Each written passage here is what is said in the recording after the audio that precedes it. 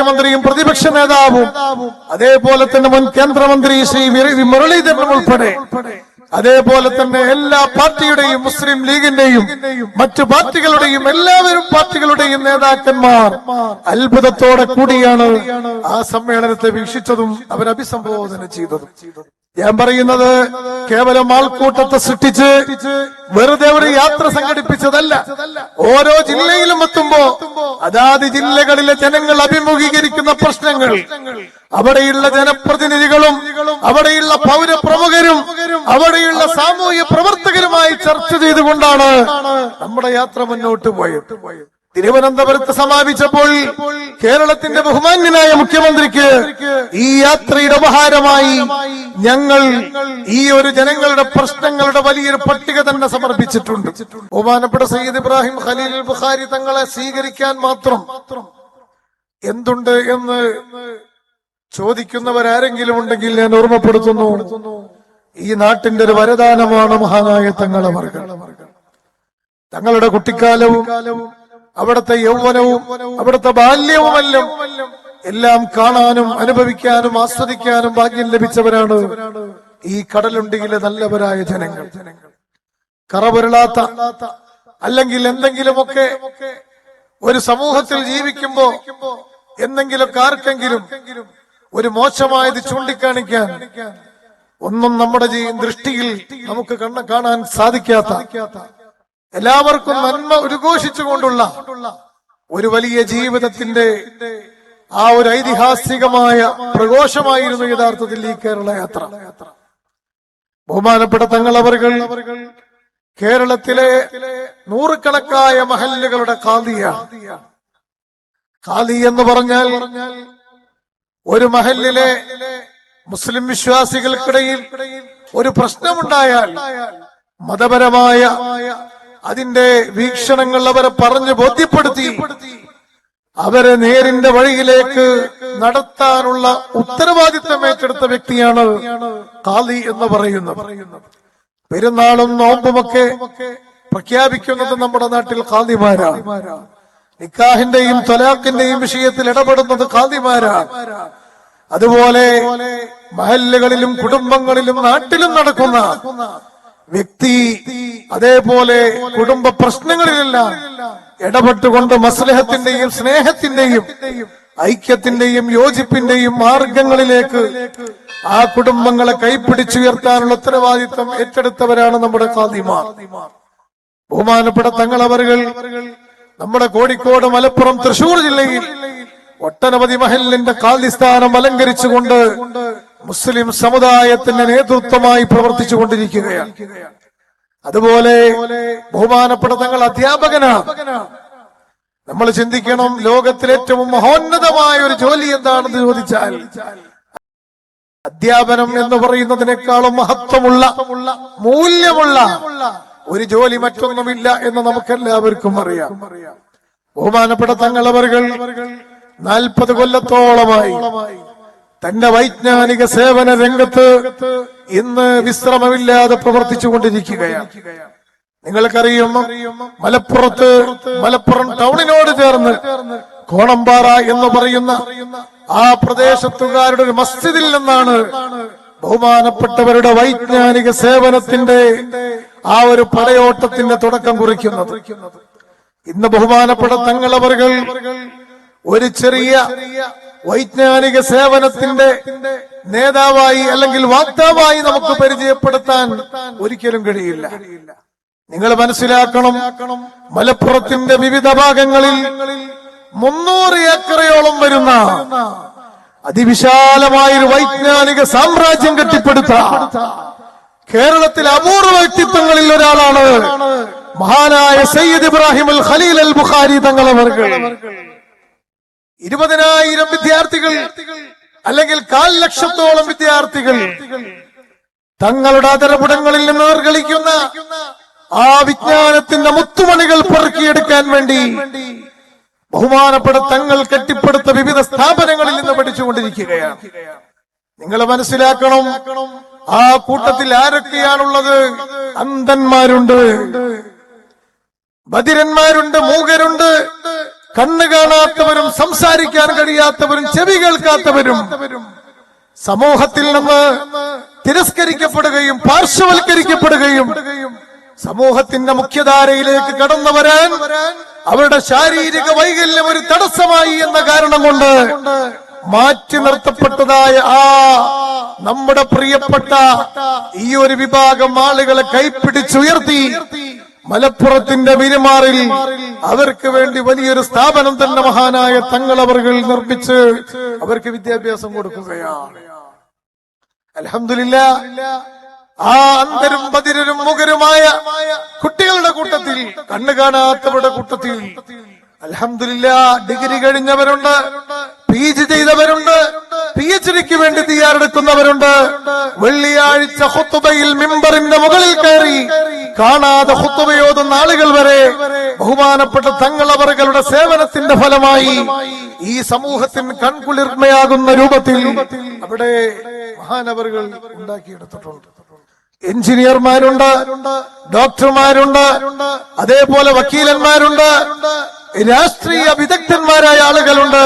വിദ്യാഭ്യാസ രംഗത്ത് വിവിധ യൂണിവേഴ്സിറ്റികളിൽ ഇന്ന് പഠിച്ചുകൊണ്ടിരിക്കുന്ന വിവിധ വിദ്യാർത്ഥികൾ മലപ്പുറത്ത് മഅദിന്റെ സന്തതികളാണ്.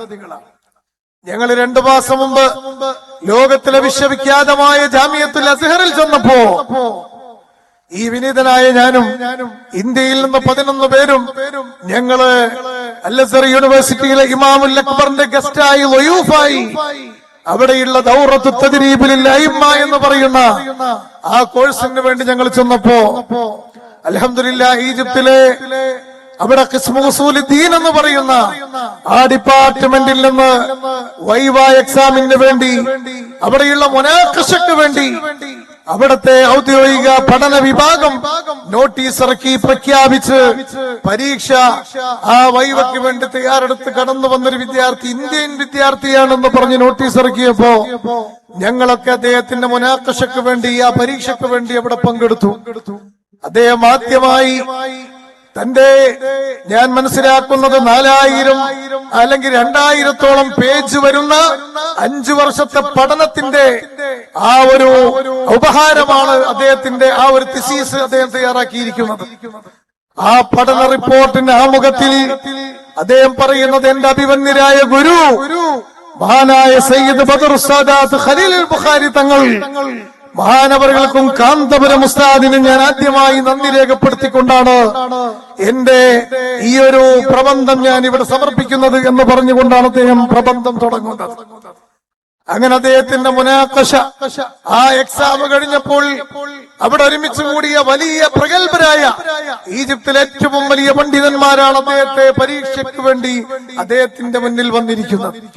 അദ്ദേഹത്തിന്റെ ലളിതമായ ഉത്തരങ്ങളും മനോഹരമായ പ്രബന്ധങ്ങളും കണ്ട് അവര് പ്രഖ്യാപിച്ചു ഈ പരീക്ഷയിൽ മുംതാസ്, അദ്ദേഹം ഉജ്ജ്വലമായ വിജയം ഫസ്റ്റ് വാങ്ങിയിരിക്കുന്നു എന്ന് പറഞ്ഞുകൊണ്ടാണ് അദ്ദേഹത്തിന് വിജയത്തിന്റെ പൊൻകിരീടം ചാർത്തിക്കൊണ്ട് ആ യൂണിവേഴ്സിറ്റിയിലെ ജേതാവായി അവർ പ്രഖ്യാപിച്ചത്.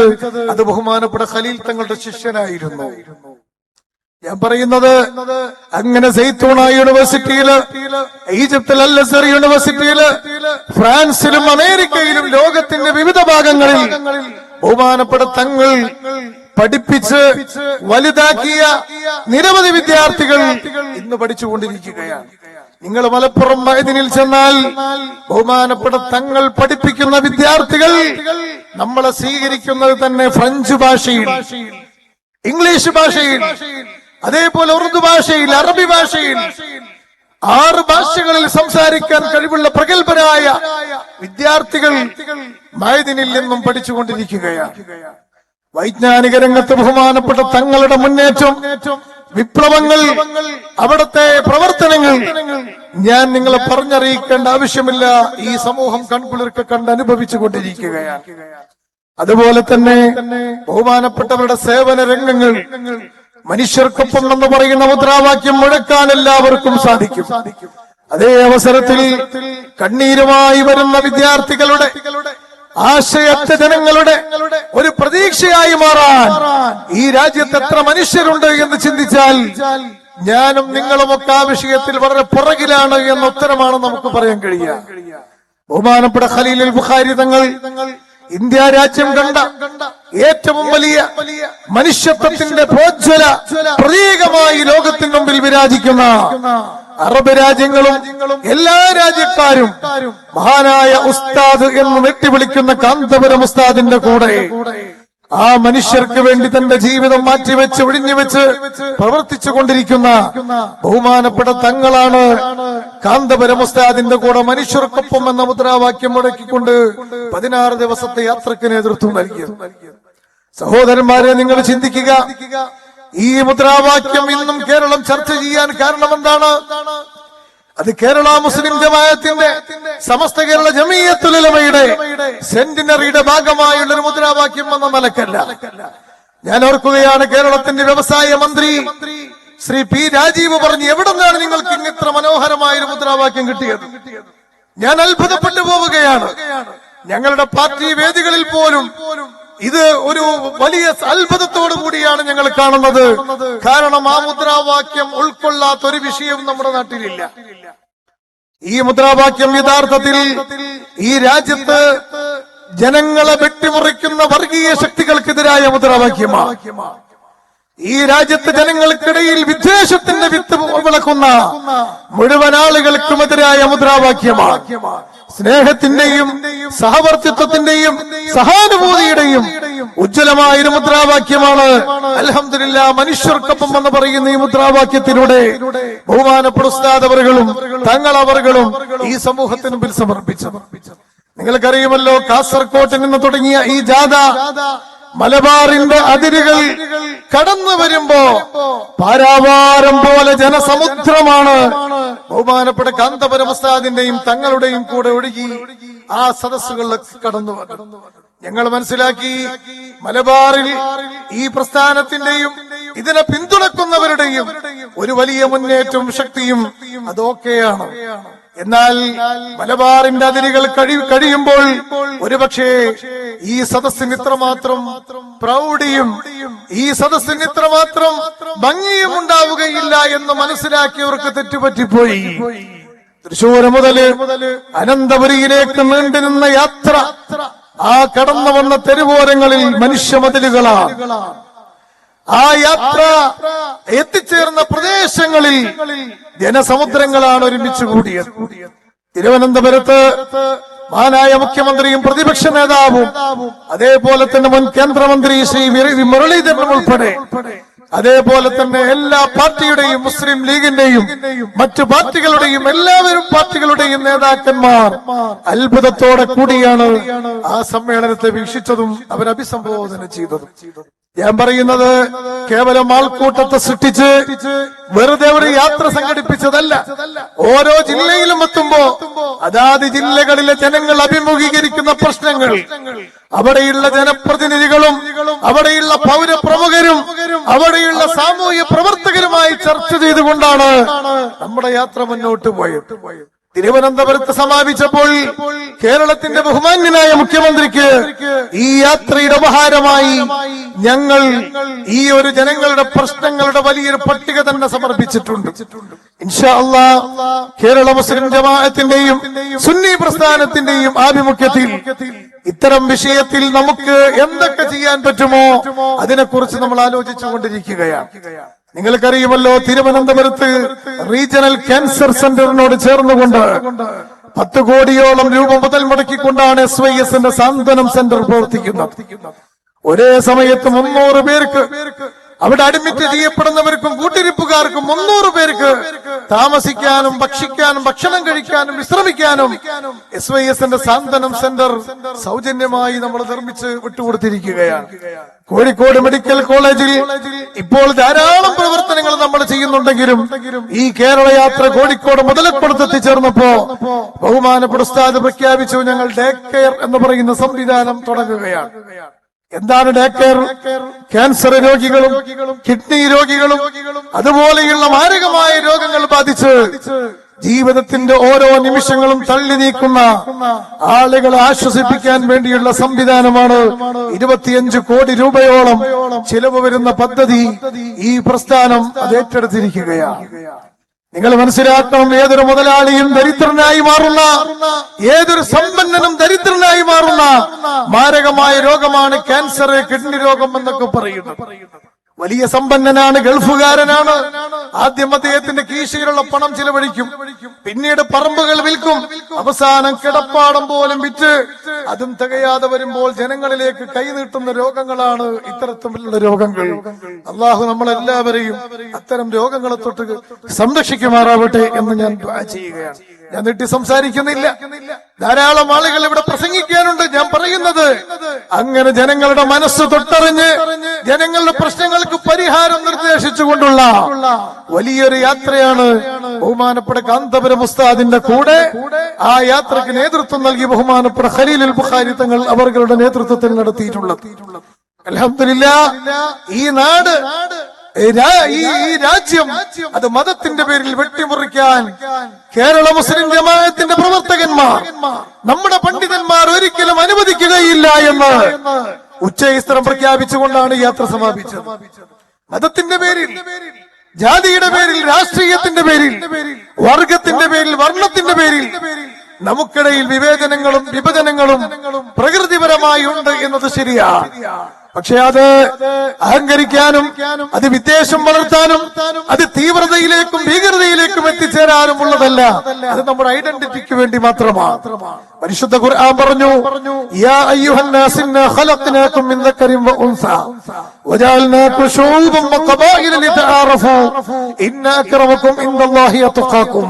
ഓ ജനങ്ങളെ, നിങ്ങളെ വിവിധ രാജ്യക്കാർ, വിവിധ ഭാഷക്കാർ, വിവിധ വർണ്ണക്കാരൊക്കെ ആക്കി മാറ്റിയത് നിങ്ങൾക്കിടയിൽ വിഭജനങ്ങളും വിദ്വേഷവും വളർത്താൻ വേണ്ടിയല്ല, നിങ്ങളെ തിരിച്ചറിയാൻ വേണ്ടി, ഒരു ഐഡന്റിറ്റിക്ക് വേണ്ടി മാത്രമാണ്. അല്ലാഹു സുബ്ഹാനഹു വ തആല, ഞാൻ ഇന്ത്യക്കാരനാണ്, ഞാൻ പാകിസ്ഥാനുകാരനാണ്, ഞാൻ അമേരിക്കക്കാരനാണ്, ഞാൻ റഷ്യക്കാരനാണ്, ഇങ്ങനെ നമുക്കൊരു അഭിമാനത്തിനും നമുക്കൊരു തിരിച്ചറിവിനും വേണ്ടി എന്നല്ലാതെ അതിന്റെ പേരിൽ വാളെടുക്കാനും കത്തിയെടുക്കാനും കുത്തിമലർത്താനും ജനങ്ങൾക്കിടയിൽ ഭിന്നിപ്പുണ്ടാക്കാനും ഒരിക്കലും പരിശുദ്ധ ഇസ്ലാം പ്രോത്സാഹനം നൽകിയിട്ടില്ല.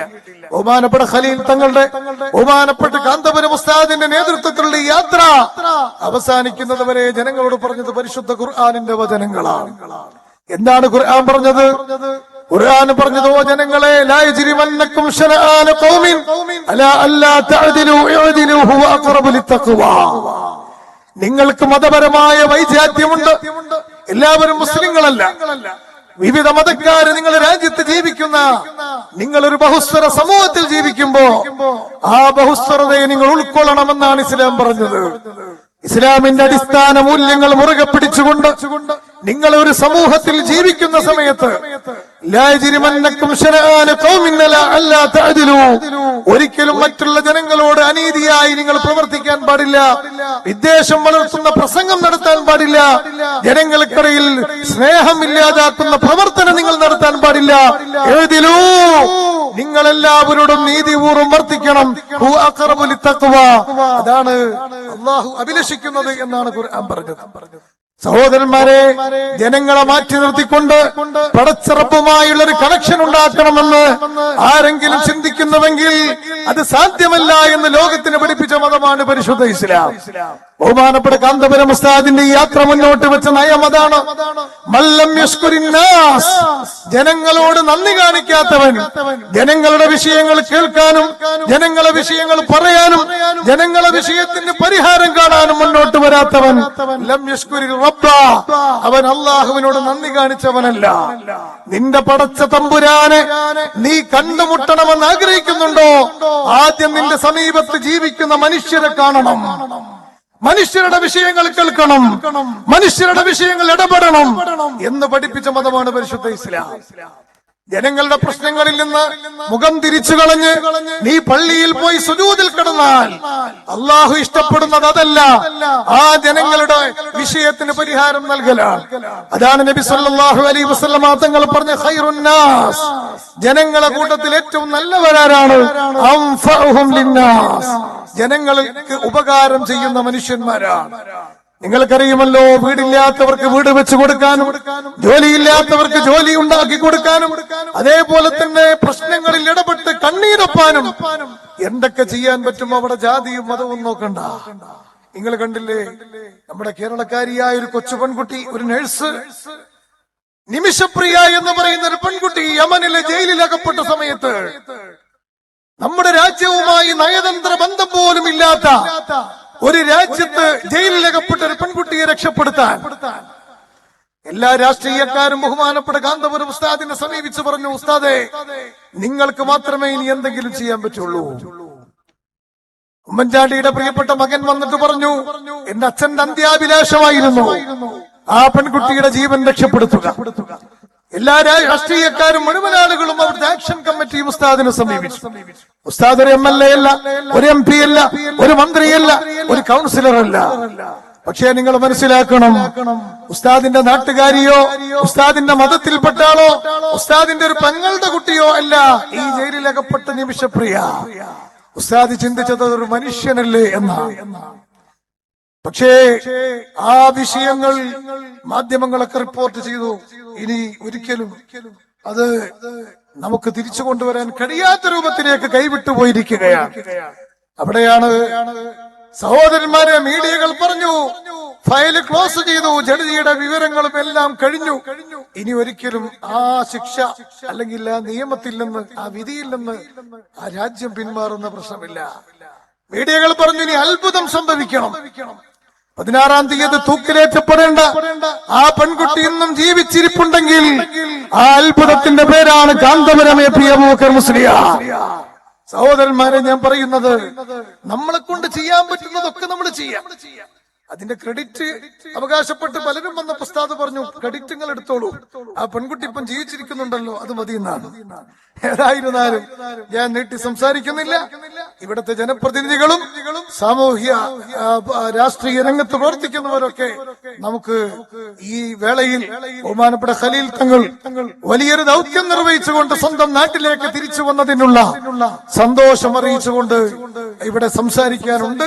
അല്ലാഹു സുബ്ഹാനഹു വ തആല ബഹുമാനപ്പെട്ട തങ്ങളവർക്ക് ഇനിയും ഒരുപാട് കാലം ദീനീ രംഗത്ത് ഖിദ്മത്ത് ചെയ്യാൻ അല്ലാഹു തൗഫീഖ് ചെയ്യുമാറാവട്ടെ. ഈ രാജ്യത്തിന്റെയും സമൂഹത്തിന്റെയും പ്രതീക്ഷയായി ഒട്ടേറെ നല്ല കാര്യങ്ങൾക്ക് നേതൃത്വം നൽകാൻ ബഹുമാനപ്പെട്ട തങ്ങൾക്ക് അല്ലാഹു നേതൃത്വം കഴിവുകൾ വർദ്ധിപ്പിച്ചു കൊടുക്കുമാറാവട്ടെ.